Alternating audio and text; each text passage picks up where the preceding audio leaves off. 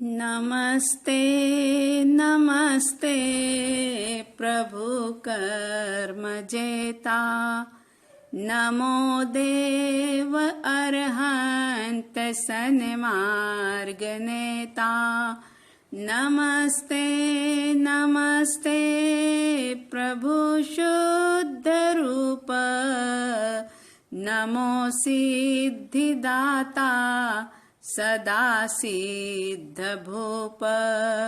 नमस्ते नमस्ते गुरो संघ शास्ता, नमो देव आचार्य वात्सल्य दाता। नमस्ते नमस्ते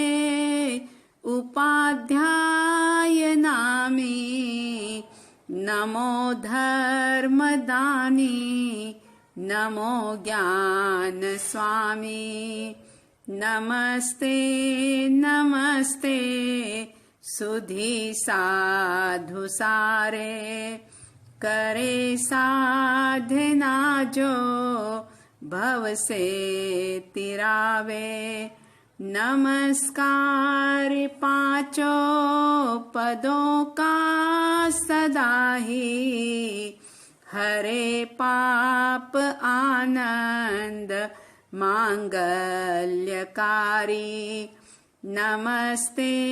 नमस्ते गुरु गुरणी माता,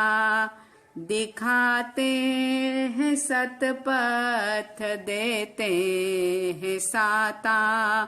गुरु गुरणी शरणा सदा उपकारी, सदा हितकारी है आनंदकारी, सदा हितकारी हे आनंदकारी।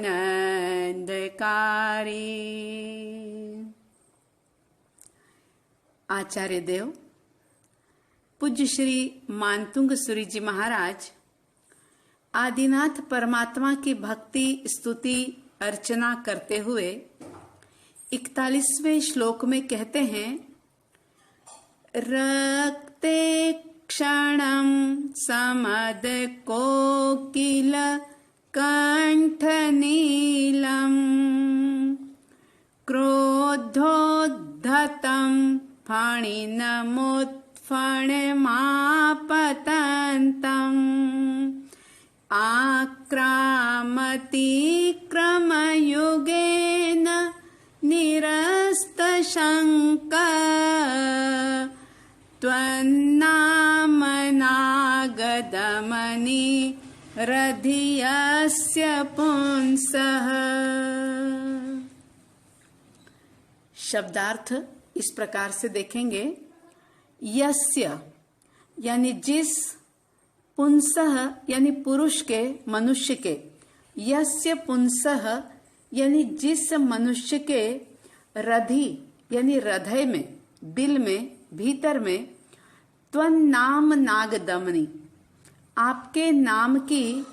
नागदमनी यानी कि एक जड़ी बूटी होती है जिसका नाम होता है नागदमनी। जिस मनुष्य के हृदय में आपके नाम की नागदमनी नामक जड़ी बूटी है, वह मनुष्य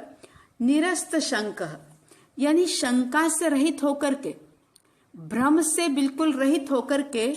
पूर्ण आत्मविश्वास के साथ क्या करता है, तो अब बता रहे हैं, रक्ते क्षणम लाल आंखों वाले, ये सारे सांप के विशेषण बता रहे हैं, क्योंकि इस श्लोक में आचार्य श्री जी ने कहा कि जिस मनुष्य के हृदय में आपके नाम रूपी नागदमनी है, उसे सर्प का भय भी भयभीत नहीं कर पाता। और वो सर्प कैसा, तो बता रहे हैं, रक्ते क्षणम यानी एकदम लाल आंखों वाला, समद कोकिल कंठ नीलम, समद यानी मद युक्त कोयल के कंठ के समान नीले काले, और क्रोधोद्दतम जो कि गुस्से से, क्रोध से भरा हुआ है, उद्धत है गुस्से से, और आपतंतम यानी सामने से आ रहा है, सामने से आते हुए, उत्फणम ऊपर की ओर जिसने अपने फन उठा रखे हैं, ऐसे फणिनम यानी सर्प को क्रम युगेन मतलब दोनों पैरों से आक्रामती यानी कि लांग जाता है। बड़ा महत्वपूर्ण श्लोक है ये। आचार्य श्री जी कह रहे हैं कि हे प्रभु, आपके शुभ नाम की नागदमनी को, नागदमनी एक ऐसी जड़ी बूटी होती है जिससे नाग को, सांप को वश किया जाता है। तो कहा कि हे परमात्मन, आपके शुभ नाम की नागदमनी को जो भी कोई भक्त अपने हृदय में, अपने कंठ में धारण कर लेता है, वह ऐसे सर्प को, कैसा सर्प, तो बताया कि जिसकी आंखें अंगारे की तरह लाल हो, कोयल के कंठ जैसा काला सर्प हो, क्रोध से बिल्कुल उन्मत्त बना हुआ हो, एकदम क्रोधित हो, और ऊपर की ओर जिसने फण फैलाए हैं, ऐसा फुंकारता हुआ काला नाग जो कि सामने से आ रहा हो, लेकिन आपका भक्त जिसके भीतर में आपके शुभ नाम की नागदमनी है, ऐसा वह भक्त उस नाग को पूर्ण निर्भय भाव से, भयभीत होकर के नहीं, पूरी तरह से निर्भय होकर के लांघ करके आगे बढ़ जाता है। यानी कि जो भी कोई आपका भक्त होगा, उसको कभी भी, चाहे एकांत में रहे, बस्ती में रहे, जंगल में रहे, बियाबान अटवी में रहे, लेकिन कहीं पर भी उसको सर्प का भय नहीं होगा, यानी वो सांप के भय से बिल्कुल रहित हो जाएगा। आज नाग पंचमी का दिन है। लोग सांप की पूजा करते हैं आज के दिन। सांप जो है उसको क्रोध का भी और लोभ का भी, दोनों का प्रतीक माना जाता है। और आपने भी ऐसा कई बार सुना होगा, हमने भी सुना है, देखा है कि जो लोग बहुत ज्यादा लालची प्रवृत्ति के होते हैं, लोभी होते हैं, और जिनकी पैसों में, धन में, दौलत में बहुत आसक्ति होती है, ममत्व भाव होता है, मूर्छा होती है, और जीवन भर सिर्फ और सिर्फ जिन्होंने दौलत इकट्ठा करने का ही काम किया होता है, उस धन के अंदर आसक्त बने हुए होते हैं। और मरते समय भी अगर वे आलोचना नहीं करते, प्रायश्चित नहीं करते, प्रतिक्रमण नहीं करते, और धन के अंदर उनकी आसक्ति बनी रहती है, तो ऐसे लोग मर करके सांप बन जाते हैं। और ऐसे बहुत सारे उदाहरण मिलते हैं कि पुराने जमाने में जब लोग बैंक आदि की सुविधा के न होने के कारण से जब धन को, सोने की मोहरों को जमीन में गाड़ करके रखते थे, तो एक समय ऐसा आता कि वहां पर सांप कुंडली मार करके बैठ जाता था, और किसी को भी उस धन को वो छूने भी नहीं देता। और अगर कोई भी व्यक्ति वहां पहुंचे, उस गड़े हुए धन को निकालने का प्रयास करे, तो वह सांप इतना ज्यादा क्रोधित हो जाता कि कई बार उन लोगों को ही खत्म कर देता था। ये उसकी लोभ की प्रवृत्ति, पिछले जन्म के संस्कार इस तरह से देखे जा सकते हैं। और इसी तरह से सांप को क्रोध का भी प्रतीक माना। क्रोधी व्यक्ति जिसकी आंखें लाल हो जाती है,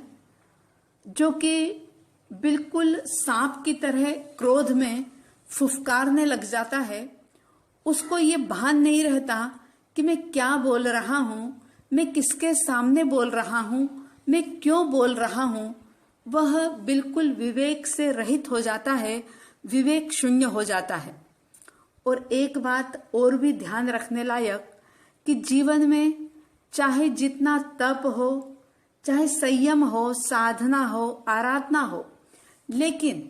अगर क्रोध कषाय पर विजय प्राप्त करने का पुरुषार्थ नहीं किया गया तो फिर चंडकोशिक बनने से कोई रोक नहीं सकता। आपको पता है चंडकोशिक की कहानी कि चंडकोशिक का जीव जो कि पूर्व जन्म में एक बहुत बड़ा साधु था, साधना कर रहा था, लेकिन क्रोध में, गुस्से में उसकी मृत्यु हो गई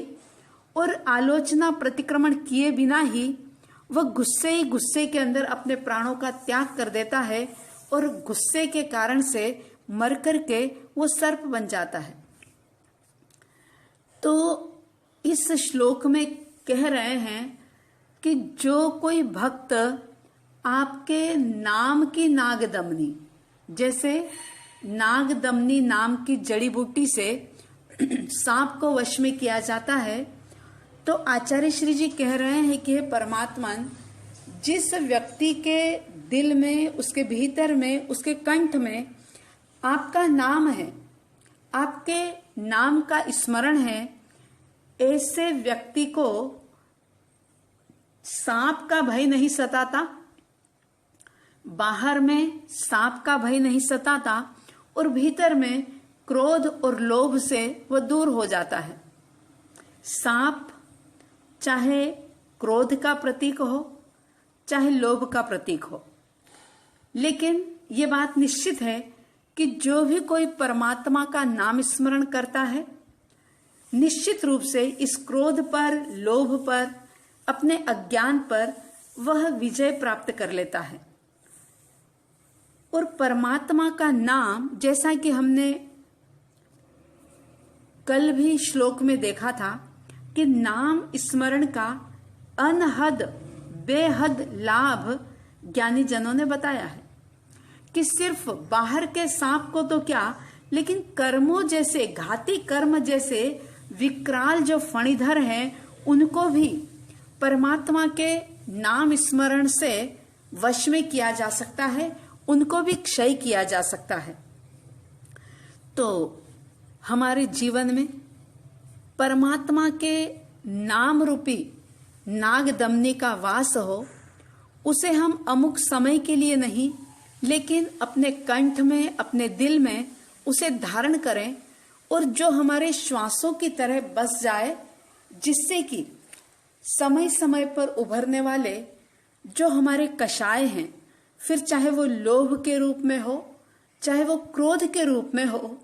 उन पर विजय प्राप्त की जा सके और हमारा वर्तमान जीवन भी आनंद से, शांति से, सुख से सराबोर हो सके और आगामी जीवन भी हमारा शांतिमय बन सके। इसके लिए परमात्मा के नाम की नागदमनी को हम अपने दिल में धारण करेंगे तो निश्चित रूप से कर्मों का विकराल नाग जो है वो भी हमारे वश में हो जाएगा, यानी कि उसकी भी निर्जरा हो जाएगी। तो आप सबके भीतर में परमात्मा के नाम रूपी नागदमनी का वास हो, आपके रोम रोम में नाम स्मरण होता रहे प्रभु का, और उस नाम स्मरण के प्रभाव से आप अपने कषायों पर, कर्मों पर विजय प्राप्त करने का एक अभियान प्रारंभ कर सके, ऐसी हमारी तरफ से शुभ मंगल कामना। और प्राणी मात्र के लिए साध्वी द्वय की तरफ से ये सद्भावना, ये मंगल भावना, रोम रोम से ये शुभ कामना, सुखी रहे सब जीव जगत के, कोई कभी न घबरावे, वैर पाप अभिमान छोड़ जग, नित्य नए मंगल गावे, घर घर चर्चा रहे धर्म की, दुष्कृत दुष्कर हो जावे। ज्ञान चरित उन्नति कर अपना, मनुज जन्म फल सब पावे। मनुज जन्म फल सब पावे। इन्हीं शुभ और मंगल भावनाओं के साथ जय प्रभु आदिनाथ, जय गुरु आनंद।